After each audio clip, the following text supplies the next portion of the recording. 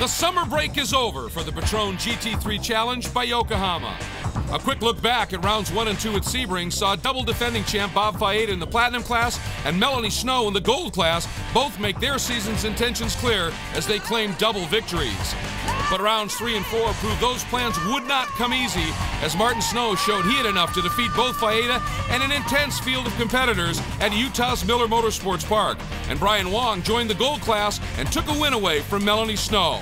Now, the Patron GT3 Challenge by Yokohama is back, and the championship battle hits the busy season, and it starts with rounds 5 and 6, next on Speed.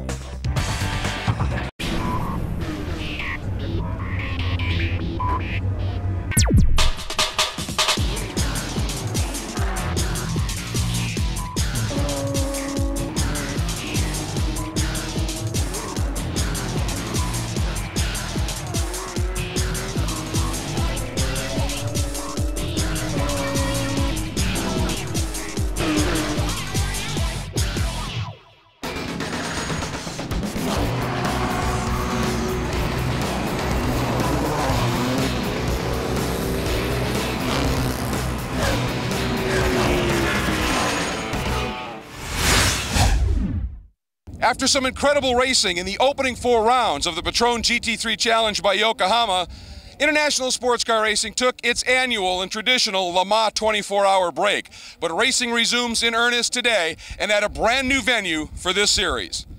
Hi everybody, I'm Greg Creamer and welcome to the glorious and very challenging Autobaun Country Club Joliet in Joliet, Illinois, just outside of Chicago. It is a brand new venue to this series. In fact, this is its first ever professional racing event weekend, and it has proven spectacular already.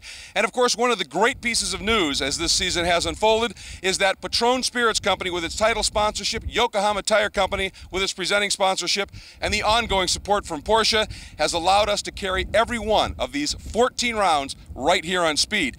Today, it's rounds 5 and 6 from Joliet at a brand new venue. Qualifying has been incredibly close. The racing is going to be fantastic. All of that coming up next, so stay with us.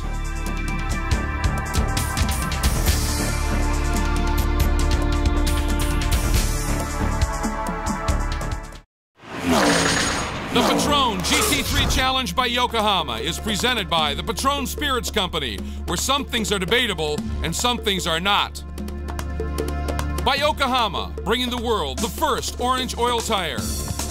And by Speed. As the Patron Spirits Company is fond of saying, some things are debatable and some things are not.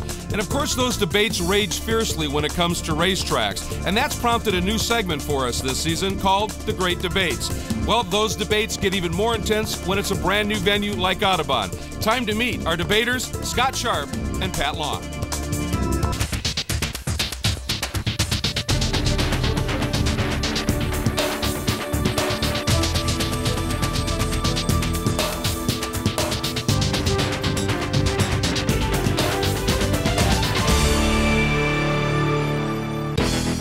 Welcome to the debate. Today, it's a debate about a brand new facility, Autobaun Country Club, just outside of Joliet, Chicago. And gentlemen, this track presents, I think, some tremendous challenges because there's not a lot known about it.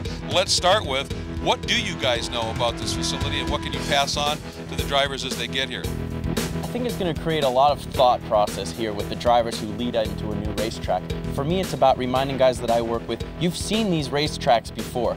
Maybe not in this configuration, but all of these corners exist somewhere that you've been.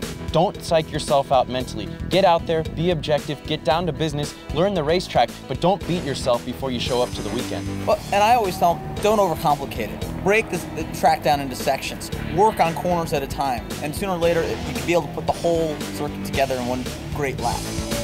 Sounds like one of the things you guys really are touching on here is discipline. Be patient when you get to a new track because if you try to do too much too soon, it can bite you. Yeah, I think at a new racetrack, it's easy to get set into a rhythm. You find that safe line, you're getting around the track with a little bit of flow, but then you become a little complacent. I tell my guys, dig deep, keep looking for that grip, keep trying to push yourself because as the weekend goes and progresses, there's gonna be people that pick up speed all through the weekend who might not start up front, but who end up at the front. True, but then you have the guys that are super aggressive. They're overdriving every corner, they're not developing any kind of consistency, and their lap times are all over the board. So you've got quite a combination. I guess the one thing you don't want to end up with is a car on the truck before the race starts. Good point. And also with those different approaches to learning the track, whether it's not going fast enough or going too fast, being too aggressive, data is not very helpful, and you still have to worry about getting the car set up, knowing what you have to get out of the tires. Pat?